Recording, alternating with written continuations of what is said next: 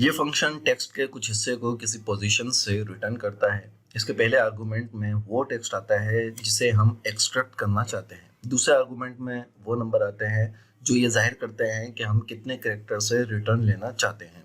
तीसरे आर्गुमेंट में भी नंबर आते हैं जो ये जाहिर करते हैं कि कितने कैरेक्टर्स हम रिटर्न लेना चाहते हैं। इसके बाद ये आर्गुमेंट्स के मुताबिक टेक्स्ट को रिटर्न करके हमें देता है। इसकी मिसाल देखते हैं। फॉर एग्जांपल हमारे पास यहाँ पे ये मैंने लिखा हुआ है MS एक्सेल ट्यूटोरियल। अब इसको ऊपर जब हमने ये MID का फंक्शन यहाँ पे यूज किया और A2 में फर्स्ट आर्गुमेंट उसके अंदर हमने ये टेक्स्ट दिया है जिसके अंदर से हमें वैल्यू को रिटर्न लेना है। उसके बाद दूसरा आर्गुमेंट है हमारा तीसरा स्टार्ट नम, ठीक है, जहाँ पे ये शुरू करता है कि हमें नंबर्स कहाँ से रिटर्न लेने हैं। उसके बाद कितने कैरेक्टर लेने हैं, तो लास्ट में हमने दिया कि हमें 15 कैरेक्टर लेने हैं, तो हमने यहाँ पे 3 और 15 दिया है। तो ये देखिए इसने 3 MS और ये स्पेस आ रहा है, इन 3 को छोड़ दिया, इसने 3 के बाद स्टार्ट किया है और 3 के बाद स्टार्ट करके इसने हमें 15 कैरेक्टर जो मैंने फार्मूले में लिखा है वो 15 कैरेक्टर इसने यहाँ पे मुझे दे दिए हैं।